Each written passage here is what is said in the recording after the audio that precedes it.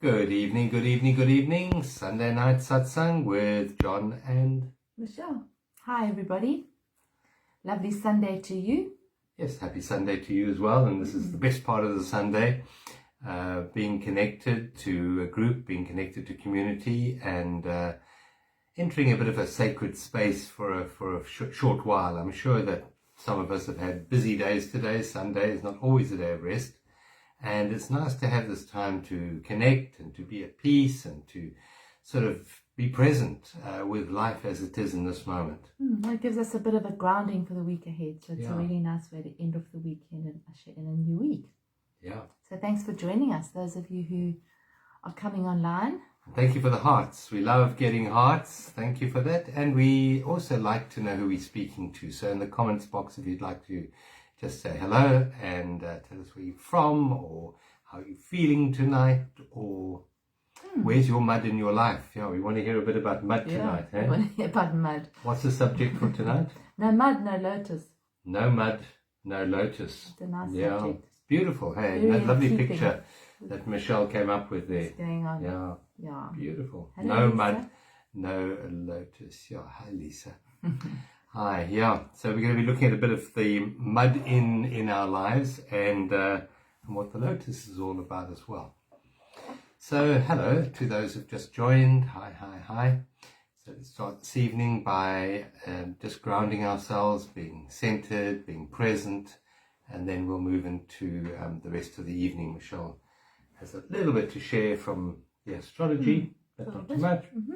It was a new moon this week. Relevant to this topic, yes. Yeah, okay, good. Yeah. Good. So welcome to everyone, and then don't leave before the end of the evening. We've got a lovely affirmation for you, which you can use this week as well. So let's just settle down, make yourselves comfortable. Hopefully you've got some cushions to support you, and you've possibly made arrangements that your cell phone is not going to disturb you. And so we gently close our eyes and we just focus on being here now in this moment, just being present in this moment. What does it feel like in this moment with your eyes closed to be alive right now? I know that from a perceptual point of view, you have presumed that you're alive all day, but right now just have a direct experience of what being alive means. So just feel the aliveness in your body, feel your heart beating if you can. Notice the breath, notice the listening, and becoming aware of your feet, where your feet are resting right now, your hands, where they're resting. Just becoming aware of the here and now, the present moment. And bring your awareness to rest very gently at the base of your spine, in what's called the base chakra. Base chakra is the color of red, so you might like to even visualize, if you can, the color red at the base of your spine. And this is to do, this color, this chakra is to do with everything to do in the physical world. It's to do with your support, it's to do with your family, it's to do with your tribal energy, it's to do with money, career, to do with the physical stuff in the world. And this physical stuff is the mud. It's the soil, it's the earth, which we're concerned with this evening. So let's just center ourselves down into the base of our body and just center ourselves by connecting to Mother Earth, Mother Gaia. All of our needs, our physical, human, bodily needs are provided by Mother Earth, from the soil that grows the food, to the trees that produce the oxygen, to the oceans that produce the water for us to drink. It's the gift of Mother Gaia. So in this moment, let us really connect with that earth energy, with that grounded energy. And let's say a beautiful, wonderful inner prayer to Mother Earth. And this prayer is probably the most important prayer we can ever say in our lives. And it's a prayer of just 2 words. Thank you. Just thank you. There is so much to be grateful for in this world. There's so much beauty. There's so much abundance. And so often when we are being dictated to by our thoughts, we miss the beauty, we miss the abundance. Because the mind is always looking for what's wrong. It's always focused on what is missing. It's always focused on need and on future and on not enoughness. But in this moment, as we sit gathered here this evening in this community, in this beautiful, wonderful Satsang community, we acknowledge the abundance of Mother Earth. The fact that we can breathe beautifully. When we breathe out, we don't concern ourselves with where the next breath is going to come from. We don't concern ourselves with, is there enough oxygen for me to breathe? When we awake in the morning, we might concern ourselves with lots of things for the day, but the most important thing to being alive is the breath. And it's given freely. So let's just for a moment just say thank you to the breath.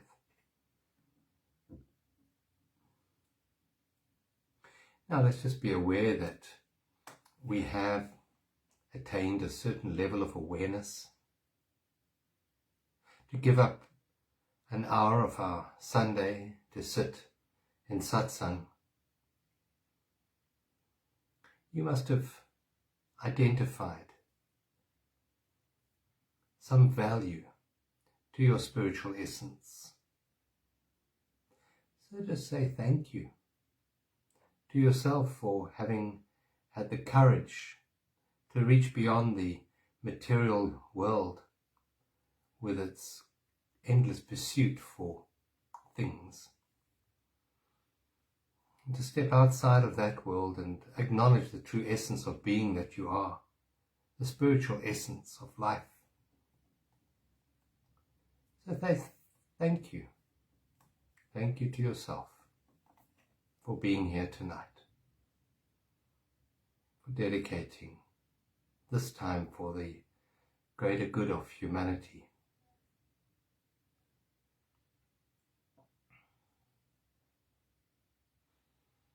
Now let's acknowledge the greater powers that we are part of.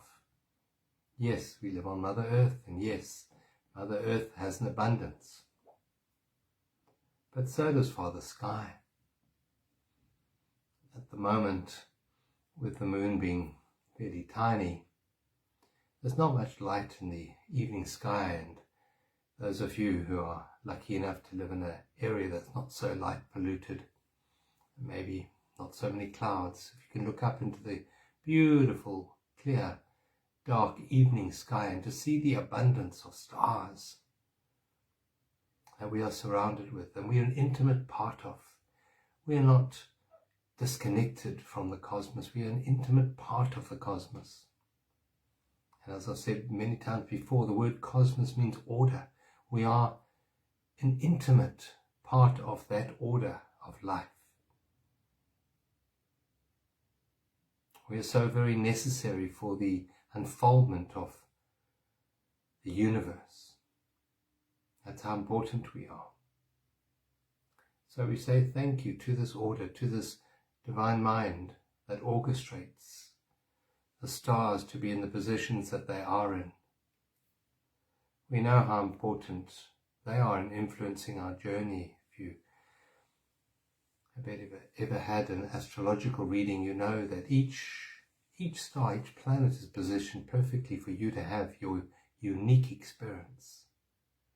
If one planet was missing, if one star was different, your life journey would be different. Your experience would be different. And we're all part of an incredibly complex, beautiful fabric of life. And we say thank you to this incredible matrix of life around us.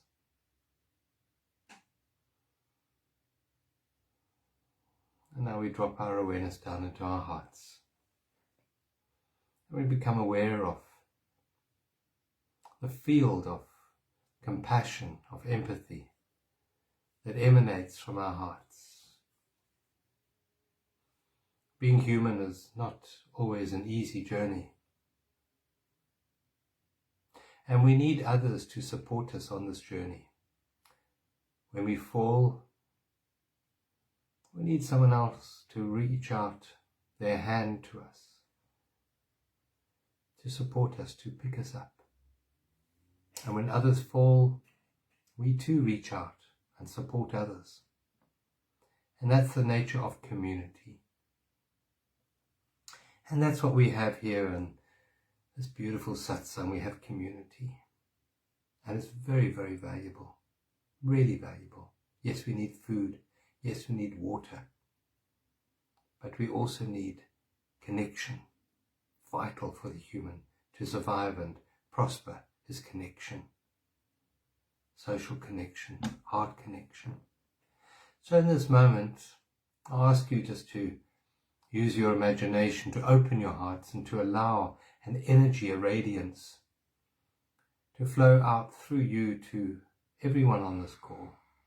Feel connected to the community.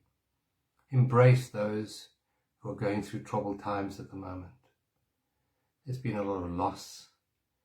There's been a lot of fear and anxiety. So let's for a moment just take our hearts and wrap those people in a cloak of compassion and of caring and of love. And as we channel this love into the community, we are that whole that love uses to flow through into this dimension. So we are enriched by this flow of love through us. We're very honored, as Rumi said, to be the hole in the flute that the Christ breath blows through. We're very honored to be this channel. Let us now radiate this light out, just using our imagination to radiate this love into the greater community, to all those around us who might be in need of some connection, of some sort of cuddle, some sort of connection of compassion. So just embrace those that you know that need some sort of embrace tonight. And they will feel it. As we set intention to the field, there is a real ripple, a real movement in energy. And so now we extend this to the whole planet Earth.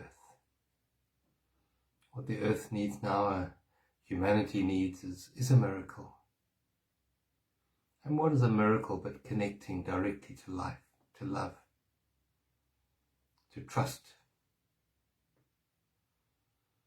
to connect to spirit, which is pure unconditioned consciousness. And when we connect through presence, we allow the energy of grace to move in and transform through miraculous means the earth into a more sustainable, more loving place. And we do that with our hearts. We are co-creators of this realm. And in the past we might have maybe co-created from maybe fear. But in this moment we choose love, we choose compassion, we choose connection. This is a new choice that we make. And we commit to this journey. And we see a beautiful, beautiful new world being born, bathed in a bubble of golden light. And we have such amazing power of creation through our intention and imagination. And as we imagine this, it is true, it is created, it is done. So now we take a very deep breath in and a long breath out. We take a second very deep breath in, taking it right down to your toes this time. And as we breathe out, so we surrender our will, become more centered. Take a third deep breath in, right down to those toes again, and this time drawing the air right the way up to the top of your head like a big ball. And then that beautiful, long, releasing, relaxing breath out. And then when you're ready, you may very gently and softly and slowly open your eyes and just see how you feel in this moment. How do you feel? Just let us know in the comments box how you feel right now. More centered, more connected to life, more peaceful, hopefully. Thanks, John. Thank you. Thank you for being here tonight. Thank you. It was lovely. Thank you, everybody. Welcome to those who joined.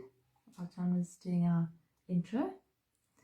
So I'm not going to do a long astrology update because I did longish one during the week. But the theme is still very much Scorpionic, which is fixed water, which is, think of a lake, and underneath the water, there could be all sorts of stuff going on, and there's probably sludge at the bottom. And so these times that we're going through with the connection to the planets can feel a little bit like we're in a holding pattern. It feels for many people that they're not moving forward the way they want to, or the way they desire to move forward. And it feels a bit sludgy. It feels a bit kind of, this is just the way it is. And it kind of can feel a little bit like Groundhog Day for some people. So that's why we thought we'd speak about this tonight, because it's very in keeping with the theme of Scorpio, which is underneath the surface. It's transformation, actually. Scorpio is a sign of transformation. And we were talking earlier about, how we transform through suffering. And generally we don't want to suffer. The ego doesn't want to suffer, that's for sure. But that's where we transform. And so that's really what we want to talk about, is the lotus that can only grow from that mud, from the sludge, from the nothing, nowhere place, which is kind of a place that a lot of people are seeing themselves or feeling themselves to be in. I want that out there to happen and that out there to change, but I'm feeling stuck here. And then there's a sort of a resistance to that feeling of being stuck here, as opposed to seeing it as possibly as the very thing that we need to transform. So this time of the year, always a transformative time, where we're taking old conditioned patterns. If you think about what's underneath a lake, which is the water course, which is the holding water that Scorpio relates to, there could be roots, there could be all sorts of stuff underneath there. And what's happening at the moment is a lot of those roots are actually being pulled.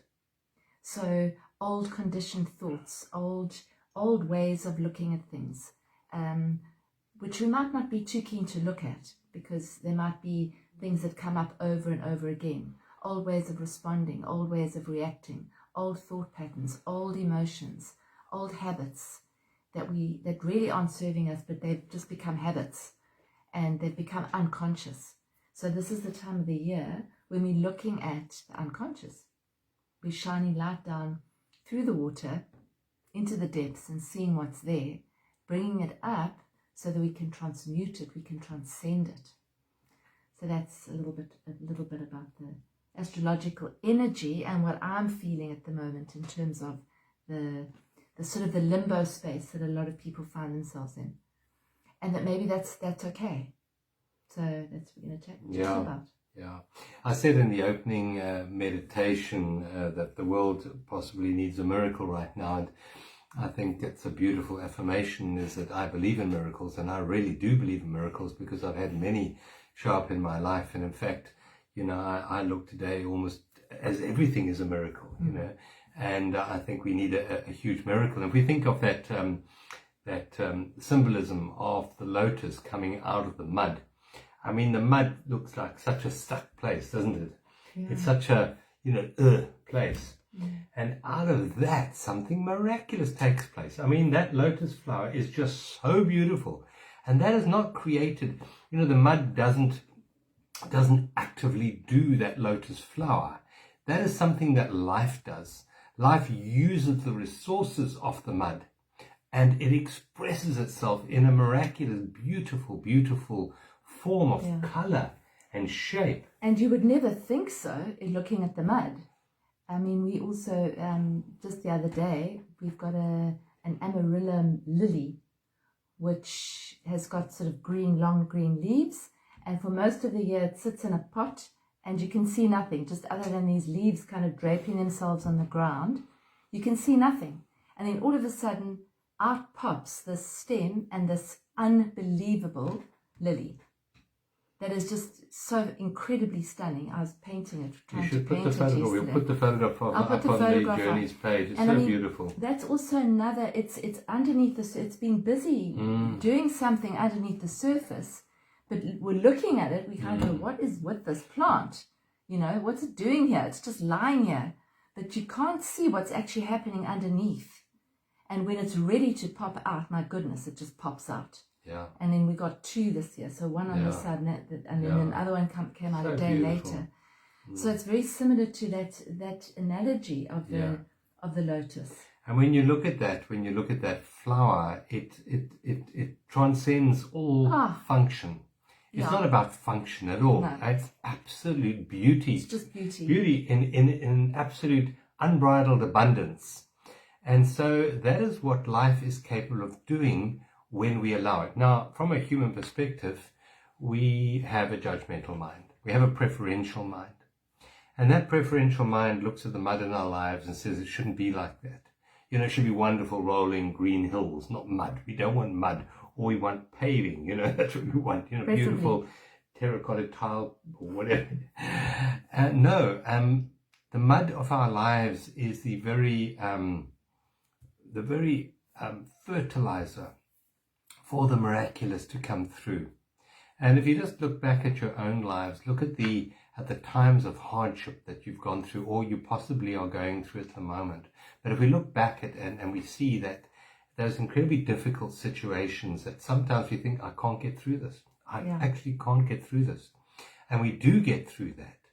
And if you look at what arose after that, something beautiful will have come into your life through that process that you could not have given birth to had it not been for that mud, for that hardship. And I mean, I look at my life, I've had many ups and many downs, and I value all of those downs because it's made me who I am today. It's allowed me to experience with compassion and depth of experience and understanding the process of life.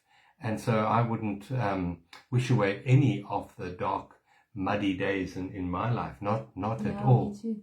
Not at all. It's what shapes us. Yeah. It's what forms us, isn't it? It's what forms the beauty. It is. Needs to come out of that. To come out of that. Yet we resist it because it doesn't feel good. It doesn't feel nice at the time. And I often see it with clients that are moving through transformative times. And the first thing most people say is, when's it going to be over? That's what we want to know. What do we want to be over? We want the suffering or the darkness or the sludge or the mud. We want those times over so that we can actually become the lotus. And most of us are seeking and searching and wanting to be the lotus. And so that's fine, except that we're then resisting the very thing that's actually giving birth to the lotus. So we're kind of missing the beauty of the part that we can't see. Well, we're missing the mark. Oh. And missing the mark is an archery term for when you shoot the arrow and you don't hit the bullseye. You're missing the mark. And that word means to sin. That's where the word to sin means. You're missing the mark. And what is the mark? But the mark is the acceptance of life as it is, knowing that even this is perfect. Even this has beauty. The mud has beauty in it. Just because it's not to the liking of your mind, it has beauty in it. The hardships of our life have beauty in it. And to hit the mark is to be able to say thank you to each and every moment as it occurs in our life. So when we look back in our life and we can see those hard times for maybe 5 years ago, 10 years ago, who knows when. 1 month ago, 1 day ago. That's usually not long enough. No. But if we look back, say, 7 years and see something that maybe happened in your life, whatever it was, and it was really, really, really hard. But now maybe with the wisdom of hindsight, you can look back and say, gee, if that hadn't happened, I wouldn't have been able to experience X, Y, Z, whatever X, Y, Z is. Now, we can take that knowledge that with enough hindsight, we will see the perfection in the mud, in the down. And we can apply it to whatever's happening today. So if we look at the world at the moment is going through a massive transformation process. And, you know, to the mind who's done a little bit of investigating into what's going down, it can look quite scary, quite horrendous. The global situation, what's going down in the world at the moment. But I know, even in that there is good. There is the opportunity is being presented for a massive, massive transformation of human consciousness. And I've said it many times that it's easier to awaken from a nightmare than a comfortable dream. And I believe these circumstances which are being given to us at the moment are there by design, by perfect design, to awaken us, to actually squeeze us in ways that are very uncomfortable maybe. Squeeze us out of time, squeeze us out of past, out of future, so that we can start to experience the magnificent divine present moment more fully. So most of us live our lives in the drama of history and the drama of future, and they're projections. And that's the normal way that we've lived on this planet for, you know, a long, long, long time. But now there's a birth of what the mind's predicted as the fifth sun, the fifth element, and that is this other way of being in life. So we say that's the vertical plane as against living our lives on the horizontal plane. So all the hardships that we are experiencing, I believe, are designed to squeeze us to a new level of awareness. So it's not bad. It's just a process of transformation. And how we get through this best is when we're able to say thank you for each and every hardship as we experience it, knowing that this is part of our higher, is given to us for our highest good. Yeah, because the tendency is to resist it. And in the resistance to what's going on, this shouldn't be happening. That's the suffering. It's not necessarily the event. So, you know, we can practice with little things. So, you know, an alarm keeps going off outside. That first little bit of irritation that you feel, we can practice by just saying, it is as it is. I accept it and just kind of dissolve into it rather than see it as something that shouldn't be happening. Because it's not the alarm that's the issue. It's the thought that it shouldn't be going at the moment because it's disturbing my peace. Or that this global situation shouldn't be like this. So it's the first step for me is out of suffering is to accept it. And this time of the year, we're being shown our resistances, where we resist, what we resist, how we resist, what we talk about incessantly that isn't actually serving us, the same kind of thoughts that we have, the same words that we speak, you know, things that we might say that I never manifest anything, or why doesn't ever anything work for me? So it's a time of real self-inquiry to say, well, is that true? You know, really look at our thoughts, at our unconscious thoughts, because that's what's coming up right now. And then see if that thought or that belief or that thing that she's talking about is serving you and serving your growth and serving your evolution, serving your transformation. But the suffering comes from the thoughts about it, doesn't it? Yeah. Suffering is never caused directly by the isness of life. It's always caused by our resistance to it. It's caused by the mind saying it shouldn't be like this. Why did I do this that put me in this situation? Why did they do this that put me in this situation? It's our thoughts about the situation that create the suffering. Hardships are there. Yes, you have hardships. They're going to happen. But hardships doesn't directly create the suffering. The suffering is always self-induced.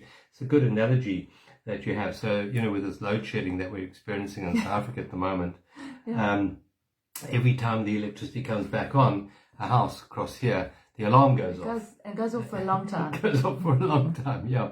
And so, it's the recognition that, yes, there are sound waves passing through my eardrums.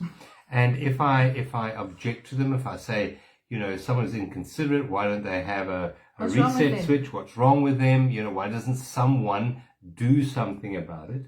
There's suffering. But if you just say, well, the sound waves passing through my eardrums, suddenly the suffering isn't there anymore. The sound is there. But it's not judged as bad or wrong anymore. Suddenly I'm at peace. It wasn't the sound that disturbed my peace. It was my resistance to the sound waves, my saying no to them, it shouldn't be happening, that created that. Now look at your life. Where in your life right now are you saying no to life? Where in your life are you resisting? Are you pushing against? Are you creating your own suffering? Look at your life and you will find it. It's in those places where you're busy saying no to what is. What is, it already is. No amount of saying no to it is going to help the situation because it is already there. But what that no does is it creates this internal no, this resistance, this moving against life, against what is, this dis-ease within us, robbing us of peace. And the question you have to ask yourself is, do you want dis-ease or do you want ease? Because it's just a choice as to whether you're going to say no to life or yes to life as it is. Because when you say yes, you're then more intelligent and more enabled to go and make change. I can walk across there and go and leave a note on the house. That's fine. But that's coming out of a yes. Yes, there is an alarm going off. Yes, I am going to go and write a note to the owner. That's all. Yes, not saying no. It's the no that creates the pain and the suffering for us. Yeah, it shuts us down, that no, that inner no. And I think we don't realize how often we do it, how often we're in resistance. And it's perfectly normal because the mind is a resistant tool in terms of that's what it does. It goes left, right, black, white, yes, no, I like, I don't like, I should, I shouldn't, he should, he shouldn't. That's what the mind does. It judges. But it's just to know that we have a choice of actually following that or not. And so when we're shown our resistances, it's not to judge ourselves then further and say, well, why am I not enlightened? No, you're human and we're all human and we're here actually walking each other home. So we're going to have those resistances. The mind resists. But we also have the choice in that moment to actually choose peace rather than resistance. Because underneath that resistance is peace. Always. There is an inner peace there that we can connect with. And so when those resistances come in, and I think it's a good time to practice. With little things, with the little things that irritate us. Yeah. About somebody that you might be living with, or about the dog barking, or about whatever it is, little things. The traffic, you get stuck in a traffic jam, or somebody's going too slowly. Just for us to catch ourselves in that moment as we start to resist it. And to just say, it is as it is. Or I accept it. And for me, the acceptance is a softening. It's it is as it is. And then there's not that stress and tension that I should be doing something about it. It shouldn't be like this, which automatically just leads to suffering, and it shuts us down, doesn't it? Yeah. It shuts the flow down. That's right. Kind of blocks the flow. Yeah. And one of the biggest causes of suffering in most people's lives is the drama of their lives. There's always drama around, there's always drama happening. And why is the drama there? Because at some level, there's a sense of self in the drama. There's a sense of me. I am not like that. And there's a separation. And how do we dissolve that drama? By surrender, by accepting, as Michelle said, that word acceptance. Just accept other people exactly as they are. The moment you do that, there's no more drama. There's absolutely no drama. The drama always comes from resisting. That creates the drama in our lives. And wanting it to be different. Yeah, we want it to be different. Wanting that person to be different. Or the situation, or the weather to be different, or whatever. So someone's typed up there on this load shedding that we're having. And, load shedding is very inconvenient, and there's a lot of the human personality that resists the load shedding. It shouldn't be happening. Well, thank goodness we don't have it tonight, so that we can have the satsang. But we've had nights where we haven't been able to. Yeah, but there's a positive, there's another side to load shedding. There's always positive and negative. They go hand in glove. There's an inside and the outside, and that's the truth. It slows you down. It enables you to experience a different reality.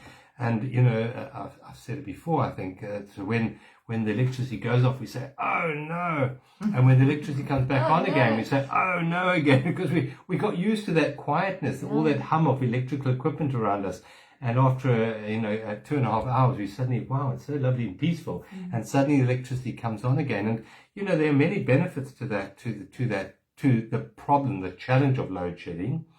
And the benefits are that maybe it enables us or motivates us to look into solar power, which is a good idea, getting connected to something a bit more sustainable than Eskom's coal-burning fire stations. Maybe that's a good side of it. But the other side of it, to learn to live without the electronics that we are so addicted to. Why can't you take 2.5 hours out of your day not to be connected to electricity?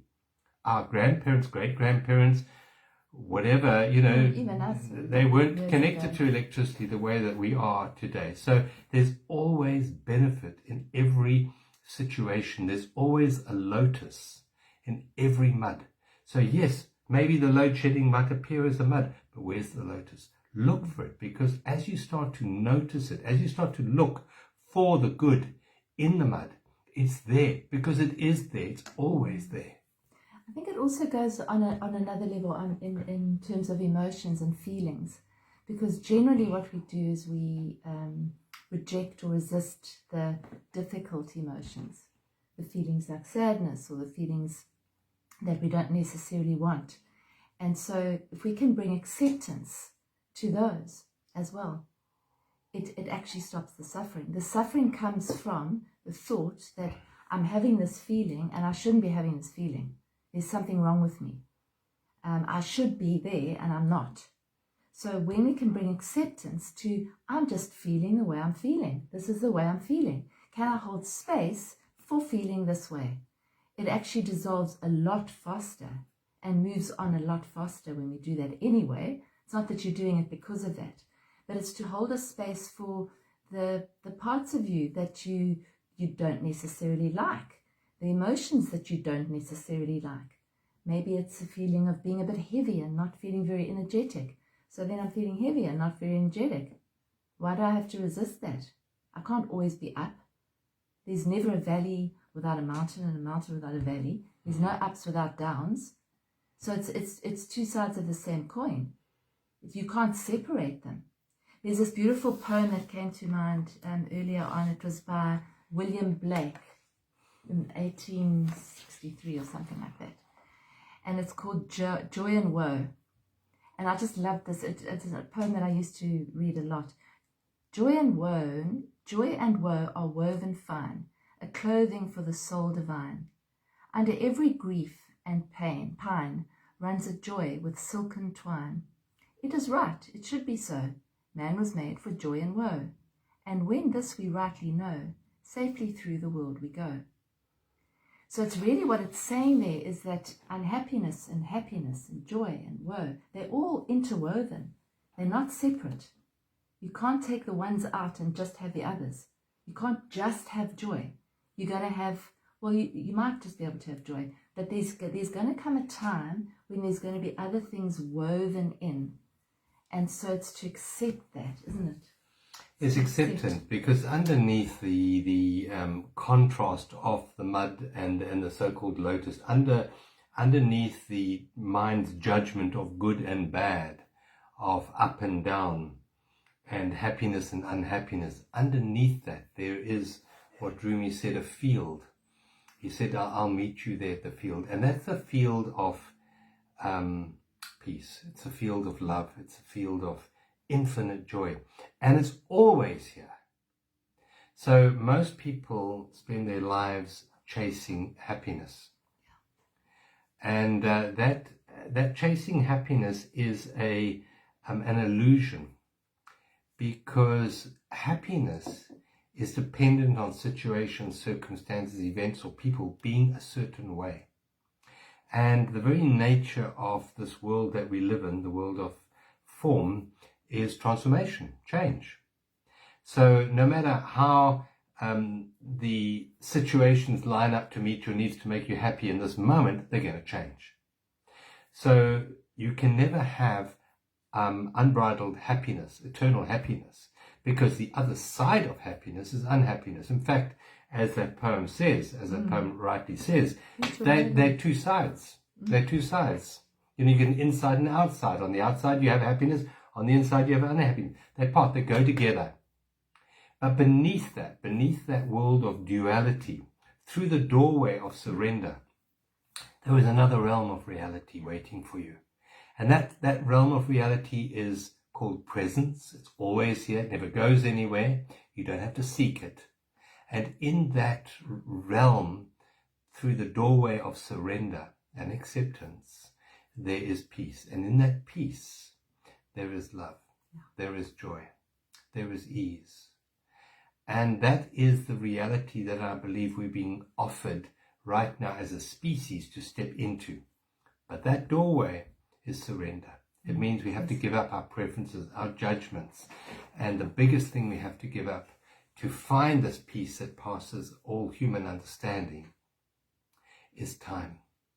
Give up the need for time. Give up the need for the past to identify you and tell you who you are. And this is the big one. Give up the need for future. Because what's creating most fear and anxiety in people's lives at the moment is the need for a predictable future, a dependable future. And I believe the very nature of the cosmos right now is giving us a very unpredictable future, a very uncertain future. And there is a beautiful lotus in that uncertainty, in that unpredictability of future, is that, well, we can't depend on time anymore. We can't depend on future for my joy and my happiness anymore. So let me step out of that. Let me come out of the horizontal plane into that vertical plane, the depth of life, and experience the depth of presence in this moment. So that's the gift, I believe, that we've been given or offered in this moment, and it's for us to choose. It is a choice. It is a choice. I mean, if we are here to evolve as souls, which we are, then how are we going to do that? We're going to have those moments of mud, those challenges, because you don't evolve when you're flying high. This doesn't happen. We need to be squeezed generally, because as John said, when there is no future and we don't know what the future holds, and future is actually a scary thing sometimes, especially at this point for a lot of people, where do you go? You go into now. It pushes you and pulls you back into the now, because there's nothing there to look at right now. So you look further and deeper, and you go down deeper into your being, into your beingness. Yeah. And that's where those jewels are. That's where that lotus is busy. Something's busy happening there, which you can't see. It will one day, when it's ready, go bling, and then out it comes, with the most exquisite beauty that you could never have perceived if you'd looked at this funny little thing underneath the mud. Yeah. So in the past, we've made brief visits to the present moment. Generally, we all oscillate between the past and the future in our mind, visiting both worlds. And suddenly we see a magnificent sunset, and those clouds are beautiful. In Cape Town, we've got the sun setting over the sea, and it's absolutely beautiful. And for a moment, we're very happy with the isness of life. And in that alignment with presence, which is what it's about, we experience this incredible awe, and we see the beauty of the moment, and we're perfectly happy in that moment. It's beautiful. And we're centered. And that's just a brief moment, because the external environment has blown the mind away for a moment. It's too magnificent. Blows the mind away, and then when the mind's not there, we experience this beautiful bliss. We think it's the sunset that's given us the bliss. It isn't the sunset. It's the fact that our mind has shut up for a short while. And so this transformation process that we're going through at the moment, I believe, is to squeeze us to the point where we stop making brief visits to the present moment, but we start living from that place of presence. And another name for presence is home. We start making the present moment our home instead of in the past making time our home. Time and mind are one and the same. They occupy the same space, time and mind. And for most people, they've made mind time their home. That's where they look to for their salvation, their fulfillment, their identity. And what we're going through now is a squeezing process for us to start to make a very different level of consciousness our home. And that is to honor the sacred essence of presence more and more and more with our attention. And as we do that, it grows. So instead of paying just brief visits to it, we start living in that space. And that's the transformation. And that comes out of the mud of the drama and the trauma that we're going through now as a species. Yeah, because because when we're not in trauma, we sort of don't need to. It's just, everything's fine, I'm happy, and, I'll meditate once a week, or I'll, go into presence once a month. These are not those times. These are times when that's kind of got to become the main feature, the lead role in our show. It doesn't have to, but if we don't want to suffer through this, then that's exactly what you just said. It's got to be the priority. That's the shift, isn't it? Yeah, it is. So another word for presence, another word for the vertical plane is the word spirit. And in the past, we have made brief visits to spirit, occasionally. And I believe that this is an opportunity to start living from your spirit side, from your true essence. And the world of materiality, that's there and it's important. We can go, we can pay brief visits to that. But we start making the present moment our primary focus. And then our doingness stops coming from time and future, but starts coming from present. So our doingness is imbued with spirit, with the joy of life. And it's from that level that a new earth is born, from that particular surrendered process. It's a completely different way of living, hey? And I think maybe that's why we've been slowed down, and that's why many of us feel that we're in limbo. It was last week we did Between Worlds. It's kind of that feeling of you're not there and you're not here, you're in between. So it's just to be in between, as opposed to thinking that you should be there, because that's the suffering. I should be there and I'm not there, so therefore I'm unhappy, and therefore there's something wrong, terribly wrong with my life. And then the fear comes in, which says, and you know what, you're never going to get out of this. It's always going to be like this. It's not. It can't be, because it's cyclical. Everything is. So this will pass, has to pass. That lotus is going to come up at some point. And so it's just it's to trust in life, as if you look at that bulb or whatever it is underneath the surface, in the mud, it's to trust that is going to give birth to something new, but we don't necessarily know when that is. So we've just got to be present for it doing its thing. That word trust is a big one. And, trust doesn't come from trusting in the future to be this way or that way. That's not trust. Real trust comes from trust in life, trust in the vertical plane, trust in presence, trust in spirit. It's a very different way of trusting in the mind, which is how most people view trust. Trust that the mind and other people's minds and the situation and circumstances of life will meet your needs. And that's not trust. That's illusion. Real trust is to trust life, to trust this true essence of being, and to know that your needs are always met. Your needs have always been met, and they will always be met, so you don't have to worry about that. You focus on gratitude for this present moment. It's that beautiful prayer of just thank you. Just thank you for this, whatever this is. Thank you. That's where the shift takes place. The new earth is not born out of the old world. It comes from a totally different level of consciousness. Einstein says you can't solve the problem from the same level of thinking you were at when the problem was created. This requires a whole new level of awareness. And it's very simple. You surrender to what is in this moment. You surrender to life as it is. And you trust that life is more intelligent than you, or anyone else, and life has a plan for us. And that process, that surrendered process, leads us into peace, and the new world is born out of what we hold in our hearts. If we hold fear and anxiety there, we're giving energy to that. As we hold trust and peace in our hearts, and even a bit of joy in our hearts, and definitely gratitude in our hearts, the new world is born out of that level of consciousness. Yeah. And it's an awakening process, isn't it? Yeah. And it's a process. It is a process, yeah. And we'll be patient. Yeah. It's a process. Yeah. We're all walking each other home, as we keep saying. Yeah. And it's home. We're walking each other home to that place. Yeah. Which is right here.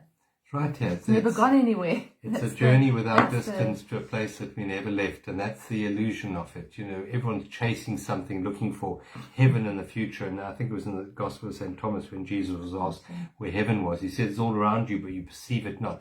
This is a perceptual shift, not actually a going to a new place. It's actually realizing what is already here at a different level. So it's changing how we see the world. It's a realization, start to see with real eyes, new eyes. Yeah. Instead of the hypnosis of time and the mind. Yeah. Thank you. Do you want to lead us out with a centering meditation? I will do. Okay. Thanks, everyone. Thank you. Yeah.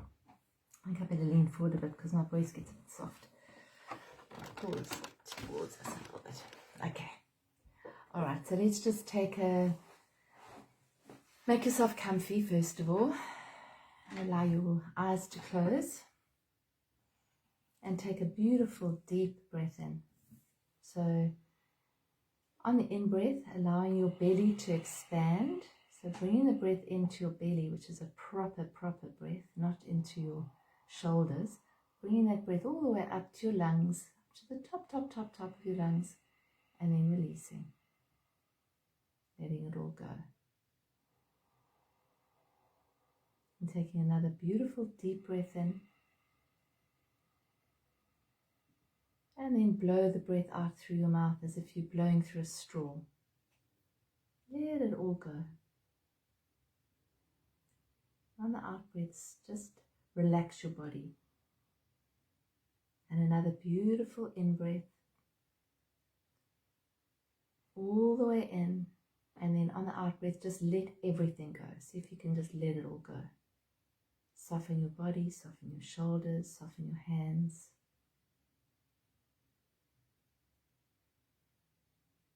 And then just connect with your breath as it comes in through your nostrils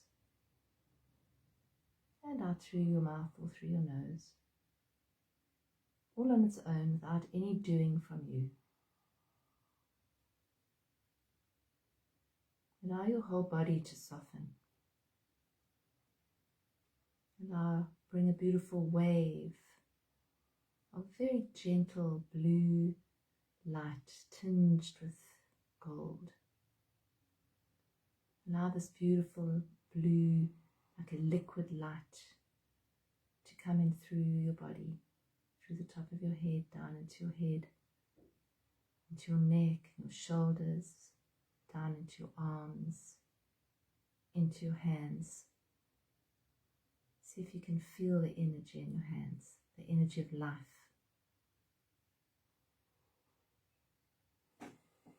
I'll bring this energy all the way down through your torso, clearing anything that needs to be cleared,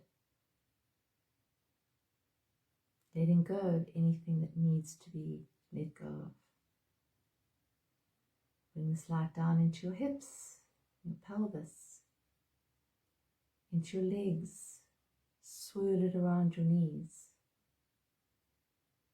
down into your shins, into your ankles, and do another swirl around your ankles, into your toes, and down through the bottoms of your feet. New energy coming in through the top of your head. Whatever you don't need, feed back into Mother Earth through your feet.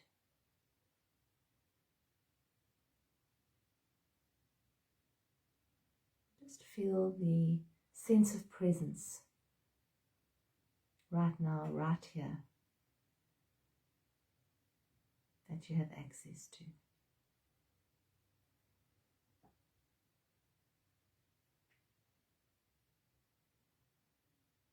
picture in your mind's eye a beautiful lake, a very, very peaceful, very beautiful, very safe lake.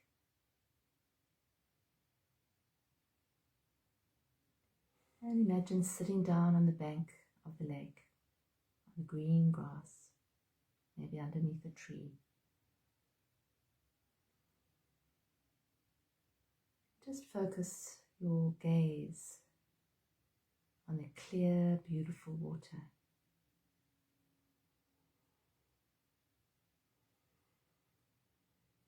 Connect with this lake as if it were you.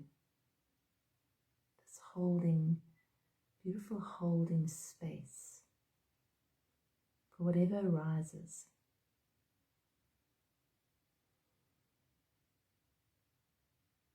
See if you can allow this very peaceful lake to infuse your being.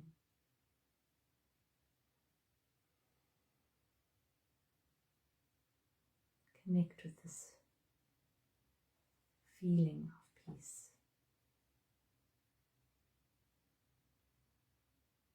This feeling of acceptance.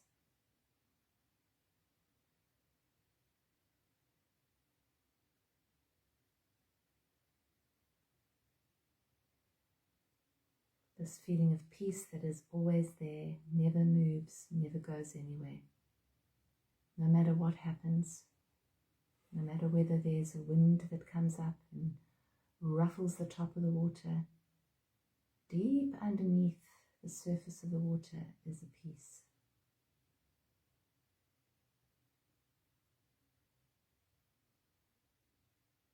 You could even imagine yourself dropping beneath the surface of water and landing very softly on soft sand, perfectly able to breathe, light filtering in through the top, very still, very calm, very peaceful, very safe, very supported.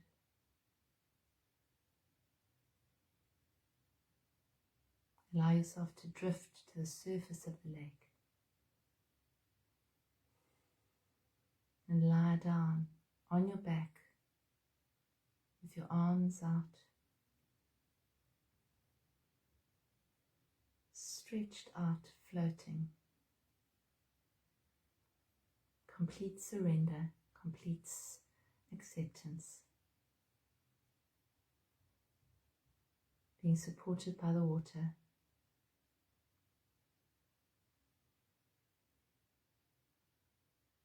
Gently looking at the sky above you.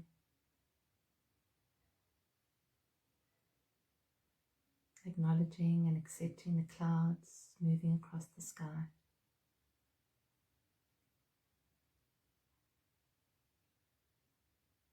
Not holding on to anything, just allowing, just accepting, just being.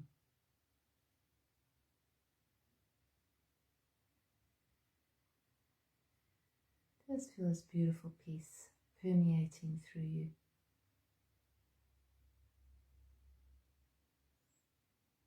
And the knowingness that at any moment, in any given day, the few gentle, conscious breaths,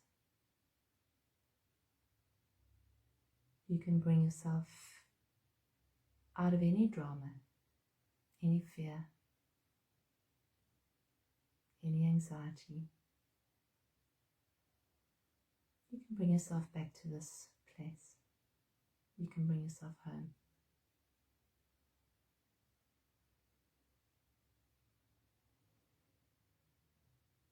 If you're still lying on the water, you might want to imagine yourself walking towards the bank and then looking at the lake, looking at the way the light hits the lake, reflects down onto it. And just give thanks to yourself for being here tonight, for taking some time, some sacred time.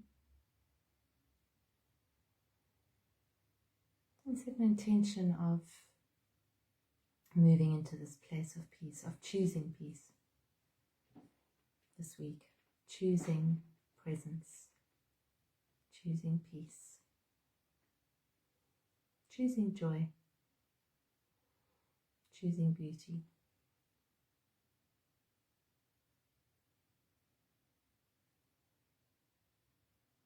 Feel how you feel in your body.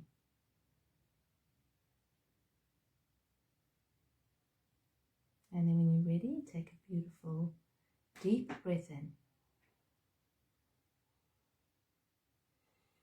And out, and rub your hands together.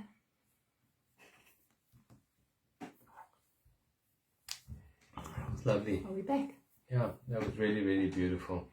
Good. That was lovely. Did you float on the lake? I did. I did. That was beautiful. Yeah. Good. You got an affirmation? Yeah, this one. We've got a lovely affirmation for you tonight. It's in this moment, right now, there is peace. Underneath my story, underneath the ripples on the lake, all the drama, deep underneath there is peace in this moment. And it's to value the mud. Without the mud, there is no lotus. That's to value the mud and to find the joy and the life and the appreciation of the mud as it is. So the affirmation is, in this moment, right now, there is peace underneath my story. That's beautiful. I'll take a photograph of it and I'll put it on the Facebook page, and you'll put a photograph of the beautiful flower. Amaryllis. Yeah. Thank you for joining us tonight. Thank you for sharing your light and your love with us and the world. So really appreciate this community. And you might like to press the like and the share button to radiate this out into the world. Thank you. Thank you. Thanks, we look forward to meeting up with you next week. Thanks for being here with us. Bless you all. Thank you. Bye night.